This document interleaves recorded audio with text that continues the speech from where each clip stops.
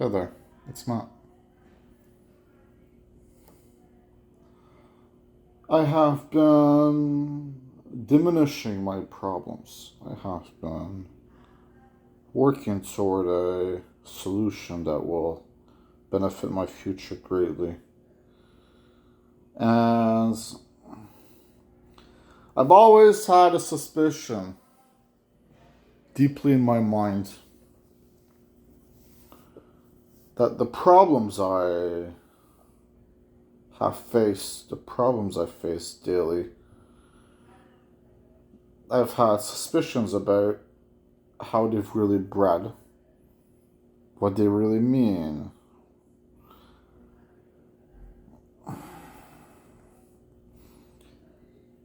Every video of mine is a honest video in its own right. I mean, sometimes it has happened before that I have made assumptions about certain things and then I just blurt it out loud. But really, with the situation I'm in, I often do think that it's been a lot better overall. The honesty has been tons better, way better than it presumably could have been. Now, I want to start by saying this. I believe in telepathy. I believe in the telepathy of the individual mind. But it's when you go into what this means that different answers you would end up coming from different people, and I guess in a sense when you strictly look at it from the commercialized perspective, a telepathic mind is our basic definition. A mind that travels past its own working. A mind that covers potentially even the globe as a whole, or at least that goes beyond your own self, but still correlates with yourself.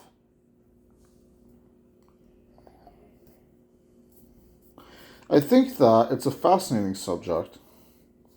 I have admittedly, I am not very motivated lately. I'll go into that too, but I did get the urge to record a video. Every time I do, I'm willing to do it, and I tend to do it.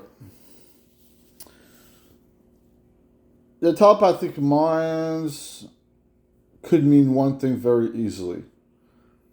In the telepathy, there would be a prone element of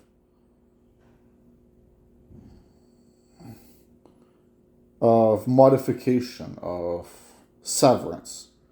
And what I mean by that is, if your mind can travel far and wide, and if it can decipher beyond you, who's to say that that couldn't then turn against you?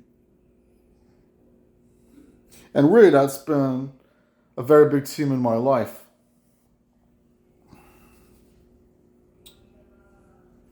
I believe I have experienced the telepathic repercussions. But in many ways, perhaps I've experienced the telepathic reward. It all remains to be seen as the dust clears more and more, as the beings that have proclaimed they're my schizophrenia, just like they have proclaimed they are sentiences, as they finally clear out, it remains to be seen if this will truly have positively affected me long term. But I can tell you that for the last nearly, it's been 5 years or so at this point, really. I've been going through a telepathic struggle,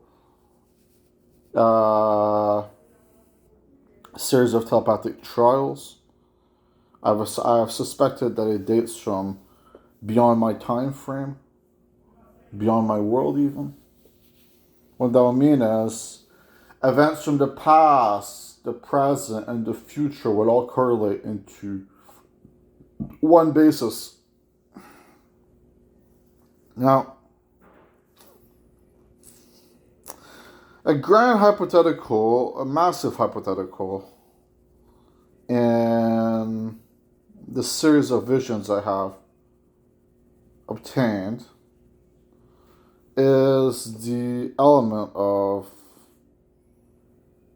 life after death. Now, I recorded this one video on life after death. I don't think I really made the right points about it. Sure, pragmatically it is hard to imagine. Spiritually, I think it is easy to imagine, but beyond that, simulated wise, I think it is. In terms of a simulation, I think it is easy to imagine as well. Just from my personal perspective, that there would be a life after death, after all. I just, at that point, I don't know if I didn't want to believe or I just chose to say it that way. But in the video, I believe I say at least, I think I say that it isn't possible, or it's not happening. Either it's not possible, it's not happening. And I find it a strange quote in retrospect, but not that strange. Because I think that a lot of what I ended up saying in my videos, and maybe even this video to a degree, but presumably not as much future videos, I think so at this point, with the way things are going, there's a heavy influence from the outside that's raining into me and convincing me to say things a certain kind of way, and a lot of statements that I would say could easily be perceived as delusional. Even delusional condemnations upon my own self, because they are not things I ever intended to say. But very delusional fabric, very delusional statements as a result. It really makes a point clear when, I say, I'll play into your game. I shut off my computer, suddenly less ruckus in the surroundings, and I say I'll shut off my phone, alright? Even less ruckus in the surroundings. It really makes the point clear when I turn off my phone and I'm in the middle of a thought process that's kind of playing out around me, which tends to be how my quote-unquote thoughts would work, or the culmination of the interaction between my mind and my surroundings, and then the sentence just stops halfway through as the phone shuts off. I mean, really, I'd like to say I am not blaming the technological companies, and furthermore, I do not know how they would even have the measure, the ways to create psychic technology when, I mean, yes, the government has hidden some things from us, granted, but to think that we're at that point, it's kind of surprising, right? I mean, I would think it's very surprising, but at the same time, I cannot deny the reality I have experienced. Blatant interference has happened with every electronic I've ever had.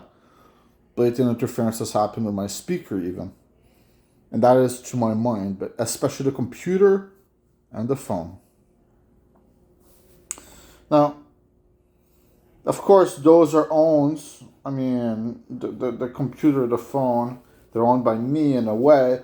In a bigger way, they're owned by corporations and the very rich and powerful. It is said that you don't truly own your games if you buy them digitally. I ask you to consider what that means. In fact, it's specifically in the agreement that you have to agree to, or that simply exists sometimes, in order to get your game, because everyone would just agree to it regardless. The point is that you do not own your digital property. What if it goes a step further? What if you don't truly own your physical property? And the inconsistencies in the computed basis, such as, I'll name a really random example, such as an emulator like Dolphin, right? Dolphin is a Wii and GameCube emulator, okay, where it plays the Wii and GameCube games on the computer. Such as an emulator like Dolphin running very poorly on a very powerful system. instead of it being a coincidence, I'd happen to think it's a sign of purposeful malignance. Like, that person was targeted by a grander simulated system, and as a direct result, they were made to not be able to enjoy their games as much. Now, I know it seems, I mean, what doesn't seem far-fetched in my videos or whatever, I'm done with those disclaimers, but really the point is that if there is no psychic technology per se, although there kind of is, right? I mean, in the computer, in the phone, there is no sign or telling of psychic technology, but I want you to think about something. Neuralink. I looked it up. There's 3 out there now, I think. And Neuralink, you can control your mouse with your mind. I mean, they've really have gone far with that. I really ask you to consider what that means. Maybe they really are like tracking people's thoughts, tracking their mind, the government, the companies, in a way that we don't realize. Because whether it be to their willful agreement or disagreement, or whether it be to their knowledge or lack of knowledge, the point stands. The point stands regardless. The point is that I have been haunted by my phone. I have been haunted by my computer. Hell, one of the things that haunted me the most, my headphones, my over-the-ear headphones. I cannot wear them without multiple hallucinations popping up out of the blue and saying, you shouldn't have worn your headphones, and following me around until I take them off. It gets annoying because, well, at some point you just want to enjoy your purchases without worrying about it so much, right? So, what does it mean? Well, I've spoken about this before. I think there is a pettiness in the human dichotomy. And what I mean exactly is, well, how do I put this? Maybe we were all the owners of something important once upon a time. Maybe we all matter much more than we think. Maybe you listening right now, maybe you were the owner of the world. And maybe it just wasn't accommodating to the putrid ones, and maybe they hated every second of it, and maybe they wanted you out of your seat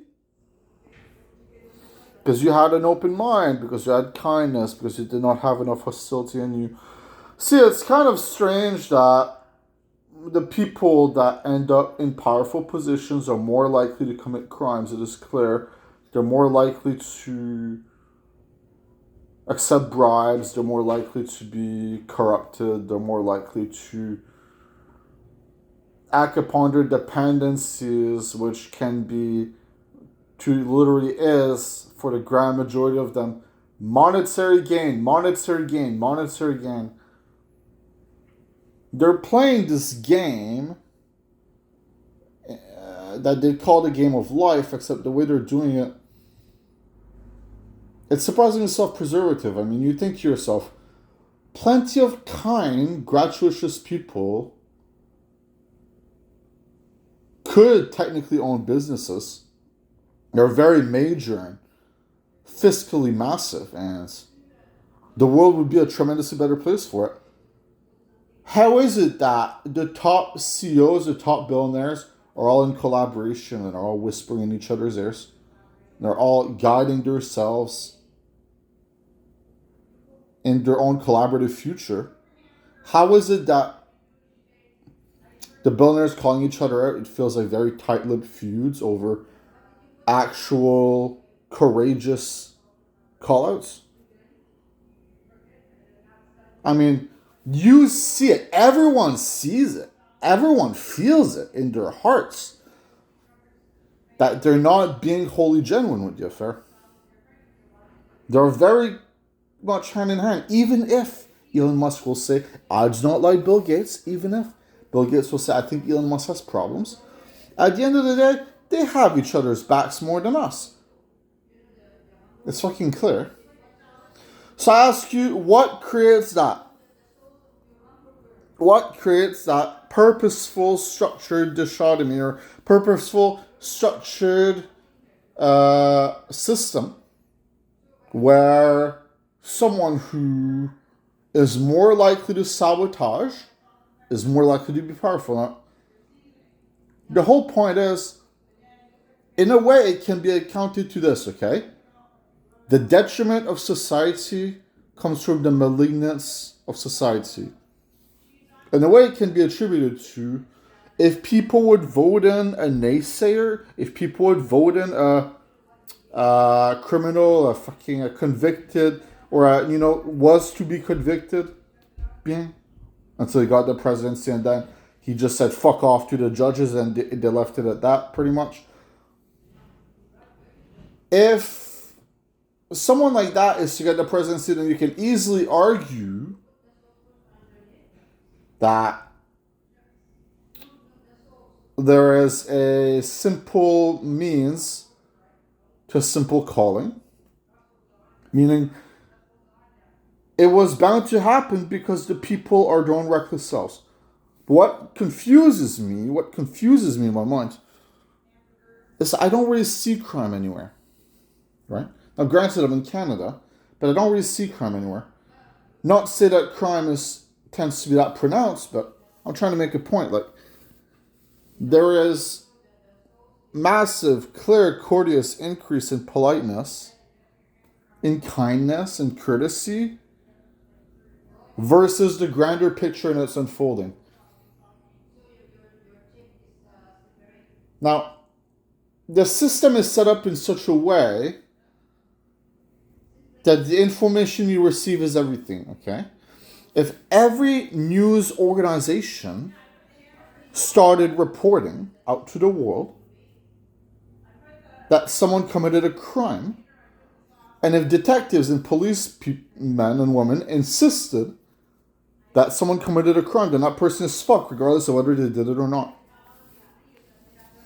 That is because the stream of information we receive, it is everything.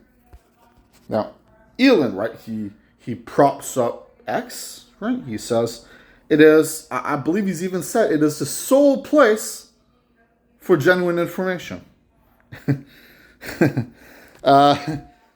And I'll just see through the bullshit. I'll see through the lie, right? The reason it would be that way is because he owns the platform, but not only that, it is because then he knows that through his platform, what is received is hopefully I think in his ideal world, he would own Wikipedia, he would own Google, and he's probably even charged by a boat. And it would be so that, at the end of the day, everything that is communicated to people would be through his management. Now, I ask you to consider, what kind of person does it require to actually be like that? Instead of just letting a neutral proponent of information run its course, instead of just letting it do its thing, what kind of person needs to intervene so significantly that they're willing to give in to the temptation of derailing information that isn't satisfactory to them? Because, to want to hide the truths behind the Tesla crashes and the car failures, very much a Elon thing. It's proven. So I just ask you to consider, what does that mean? Now, I go on X, however, and I see Elon sucks, lol, and Elon, Trump, the monsters. And just cheers me up, right? It makes me forget all about it. Because the point is that, well, we want them on our platform regardless, don't we? So you bias the information to the receiver. But it doesn't change what's going on. Because we all are seeking out our own validation in the end. It's just playing those cards perfectly. And that is the point of that in of itself. But to say there is zero credence to the news media, zero credence, okay? when at least there's a governmental formality, a formality in the business in of itself to the news organizations, which anyone can go on fucking X and type whatever the fuck they want. There is no boss looking over your shoulders. There is no grand organization. Now, they'd say the grander organizations dilutes the perspective, it dilutes the information. It makes it so that it fits a preconceived, one-dimensional perspective. It's not a terrible argument. It's a good argument. I'm still struggling to understand the point. I think it's a good point. I think it goes to show that MSNBC is far left and Fox is far right and CNN is midway for a reason. I think it shows us for a reason that it's that way. Because, well, MSNBC has their left-leaning proprietors, fucking entrepreneurs, and Fox has their right-leaning entrepreneurs. Now, there's these lies all around the web. I've even gotten a comment about it. I'm sorry for saying it's a lie, but really, the state media, okay, what people fail to understand, the state media exists on both ends. Okay? The state media blatantly exists on both ends of the equation. I refuse to believe otherwise. Because there are left-driven networks and there are right-driven networks. And that is the fact of life in of itself. Now, there is a dangerous game that is being played. There's beyond a dangerous game that's being played with us. But really what I feel like saying, one of my last statements probably, what I feel like saying, inflation is not making sense anymore. And listen up, okay? It's great that for example, here the Conservative Party, they want to Conservative Party, they want to lower the taxes, lower the tax rate. A great thing, a humbling thing. Now, there are some worries in my mind, but a humbling thing, because honestly, I don't think they need to waste that much, and maybe they're making a point with that. At the same time, on the other side of the coin, great that the U.S. government too is taking some measures with that. Great that, despite the working of the firing of the workers, okay, despite the firing of the workers, DOG has actually saved $180 billion, like I said, or at least when I last checked, was that, I think, a great thing. Now, the point is that in the saving of governmental debt, that's cute, that's great, that's awesome. Why should I care? Okay. So, get this, right? So, with that comes a promise. Basic income for the world, so that when automation turns us all into non-existent workers, when automation takes over faculties, then we are covered for it. Because we are in fucking 2025. It's starting to truly happen. They're employing it in some places. It's starting to happen. It's bound to happen sooner than not. Billionaires are speaking their fucking minds, or so they say. They're saying it is a great idea. It is an awesome idea for the world. It's certainly needed at some point. Okay, at some point. Thanks for delaying it then. Listen, if you're going to take steps to alleviate the syndrome that is the debt, then compensate for it. That's what I hate about fucking Elon, okay? Is he'd save money by firing workers. Like, dude, how illegitimate are you? He'd save money by firing workers. People need to work to live, Elon. People need to work to survive. Never mind that.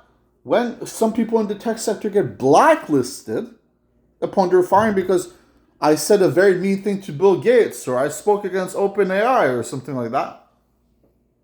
then maybe they don't get another job. But you know what they think? There is no equality. They're not worthy, and that's it.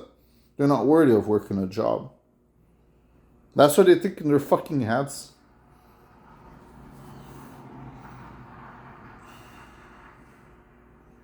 And that is the point of that, okay?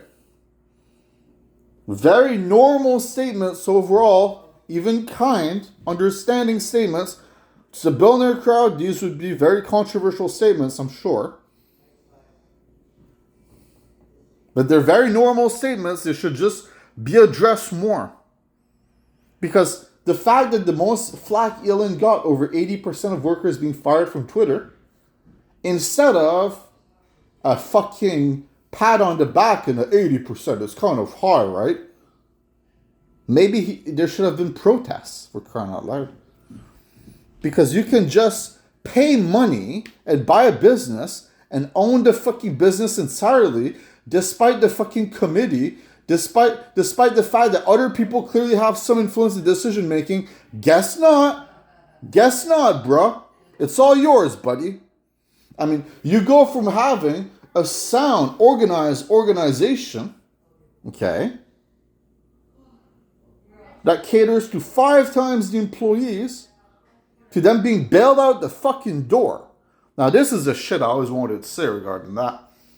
Because I played it off last time. I was like, yeah, 10% is not a good number either. But it's fucking horseshit that this is accepted as much as it is, I'm telling you. Because there is no, like, listen, okay, if there was a net fallback on, okay, if there was some kind of structural, like, net fallback on, I mean, if 1,000, hell, fucking 3,000 went to your name, maybe it wouldn't be the end of the world so much, right? I mean, it's really starting to seem like a big sham. Now, granted, I can't complain too much. As an individual case, I cannot complain at all. Because I am on disability, bro. That being said, my friend Ahmed, right? He's had worse schizophrenic visions than me. He's had worse schizophrenic hallucinations and delusions. Did not get accepted. Did not get accepted. Now, I know that I am not going through the problems, okay? In a fairly big way. Why does that mean that I shouldn't care about the others? Isn't that the fucking point I've been making this whole time? Is that we should care about our fellow selves.